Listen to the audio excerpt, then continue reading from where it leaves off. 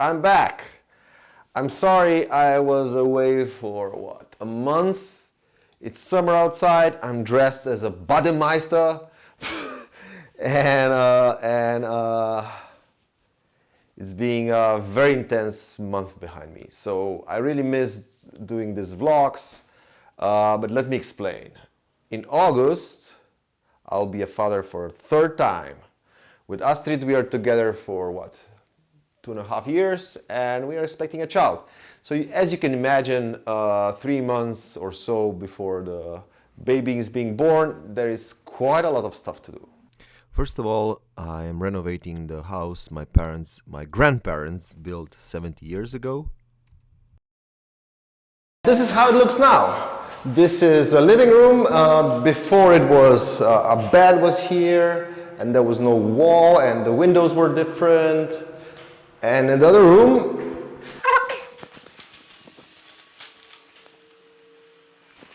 and here will be a kitchen, bench, and here will be a terrace. Pretty cool, huh? Now I understand. And the reconstruction of this house was complete. New electricity, new piping, new drains, bathroom is new, the toilets are new, the tiles are new, everything is repainted and the walls are refurbished. This whole wall was like set up here, and next week the flooring will be laid down, and then it's time to start moving the furniture back. Now you understand why I couldn't really vlog last month. Hey guys, do you know who Calvin Grier is? He is a guy from Minnesota, from United States, but he's living in Spain, in Liria, and he is, by my humble opinion, the best carbon printer I ever met, I ever seen, I ever heard of in the world. He's using image setting negatives. 6 negatives. We used 6 negatives, and out of those 6 negatives we made 5 layers. We made 5 layers of carbon tissues, and then we registered them. We stacked them on top of each other, and then we made this beautiful print. We are in Spain, where me and Christian Clan we made this carbon prints. Yeah. With help with the Calvin. But this is not toned sepia carbon print. This is actually full color carbon print. How many layers again and how many negatives? I ended up just deciding to make a color image because we're going from yellows here to magentas to kind of more greenish to bluish blacks. This print was made with, normally for a color print I'd use about 8 different negatives. For this one we didn't need the dark magenta and dark cyan, so it was 6 different negatives. 6 negatives, yeah. 6 negatives on cyan, magenta, yellow, and black. But then you can see maybe in here, you can see a little bit of the relief in here. There's an extra relief gloss layer. So there's 5 different layers. Yeah, it's totally amazing.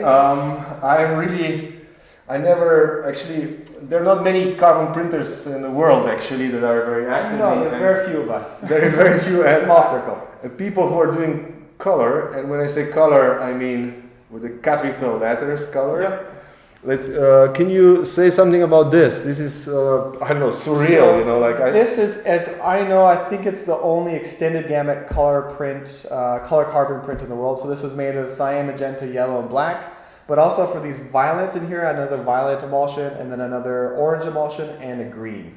And then each of those had a different tonal separation. So I had light green, dark green, light violet. Oh my God. So I ended up having 13 different negatives to make this print.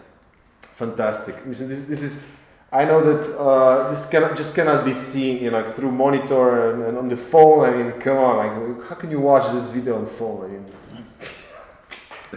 you came up actually with the whole system, isn't it? Like from Excel to, can you just fast, brief? Yeah. So this is my exposure unit. It's an LED. So each one of these has an SMD that's 100 watts. So I've got about 1200 watts of UV light that is going to expose on my vacuum frame. And you have focused UV light. Yep. Because to get. Yeah, so I got a nice point light source which will give me nice sharp images as well. It gets a little bit more sharpness and a little bit more tonality out of it, isn't it? Yeah. And this is vacuum table, as you know, where things are being printed. So I'll throw our negative down here, and then the emulsion will go on top of this. And these are registration marks, which will line up with our negative. Yeah. So as Christian and Barut will know, it is very difficult to line these up absolutely perfectly, because we're talking about a 600th of an inch. 600th of an inch, which is basically what, 1 pixel or something like that. Yeah, it's about a quarter the width of a hair. Quarter width of a hair, yeah. And then in our final print, on our prints we looked at them in a loop, and we're pretty close to right on for registration. So we got good prints this time. Preciseness is here. It's important. The key. And this is the darkroom. So what do we have here? Sink. Yep. So we have sinks. We've got 3 different sizes. So I'm able to the prints that we made in the workshop, which are kind of medium large. Yeah. And extremely large prints at some point in here. Okay. I think this is also your design, isn't it? Yeah, so this is just a table with a little L on it, aluminum L, that just collects water and throws it into the edge there and drops down in a bucket. Yeah, and you have 2 of these. And then these registration pins on here match up with the registration pins in the exposure unit.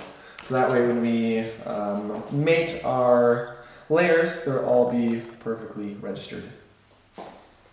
Cool. Big drying cabinet. Yeah. So this is connected to, pulls in air from here and circulates it through these 4 vents up here. And we can dry papers and prints.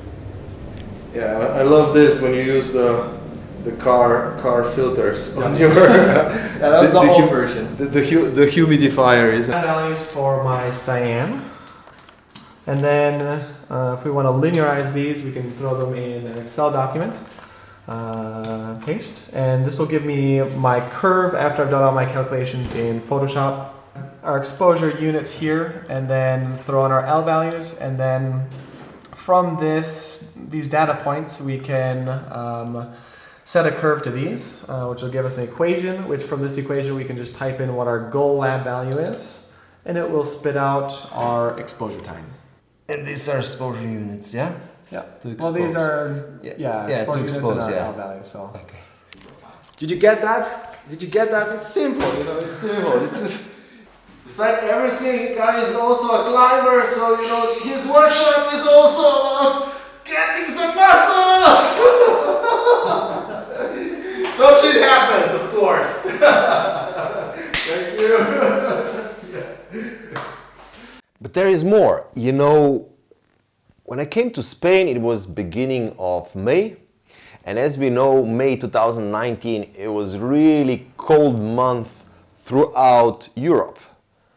It was the coldest month in a century or so. Yes, due to global warming. Due to guys like me who are traveling with plane, and stuff. Anyway, global warming, cold month of May. I arrived to Spain, and in Spain, it was south of Spain. It was sunny. It was a lot of sun. It was warm. The sun rays were piercing through the sky. It was really long shadows and different architecture and different vibe. And I fell in love with that light, And I just had a camera and I started to snap. And then, I just couldn't stop. I just fall into my love for street photography.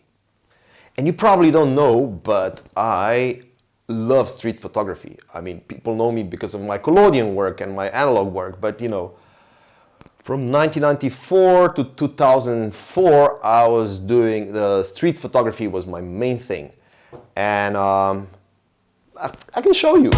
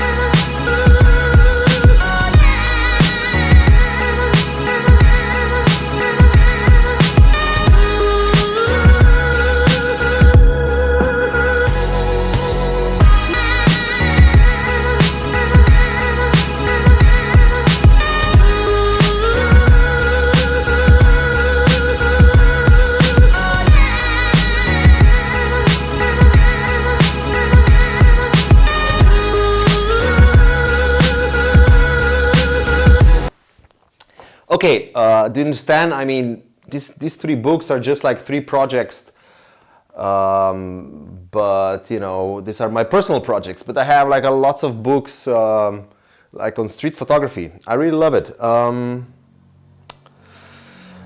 But you know, I haven't done street photography for what? Almost 14 years. This is the last book, and this is from 2005. So yeah, like 13 years ago, I did my last street photography project. And when I got to Lyria, you know, I just like, I don't know, just like kind of this inspiration, just like a dam, just broke and just flow. And I was just photographing, and I've done around 700 photos, and which is like what? Which is a lot of films if I would shoot on film. Wait, 700. That's amazing. How many films would I shot?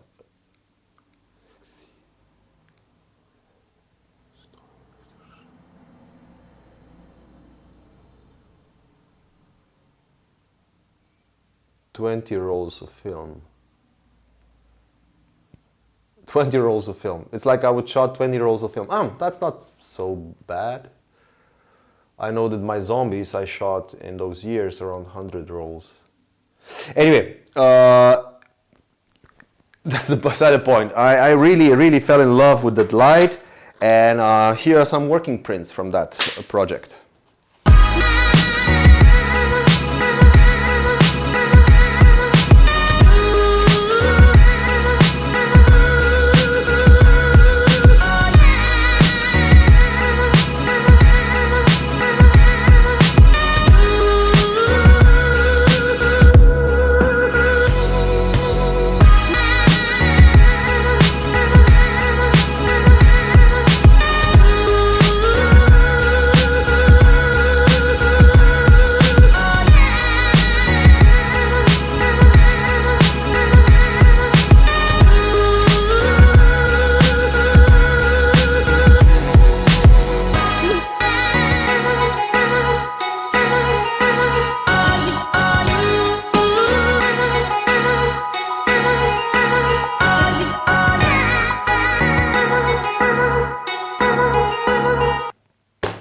What do you think? Should I make a book? And the question, I mean, I'll definitely make a book. It's just the question is if I'm going to make one copy, like a hand-bound, like I've showed you, or will I make a few hundred copies? And if I will make a few hundred copies, would you buy a copy if the copy would be, I don't know, 25, 30 euros? I don't want to make a profit out of it. I just want to have it in my hand. Let me know. Now the epilogue. Okay, now it's time to get serious. And now the wisdom part, you know, some parental wisdom. You know, I'm dressed as Bademeister because, let's face it, that's the only way I can achieve authority over my kids.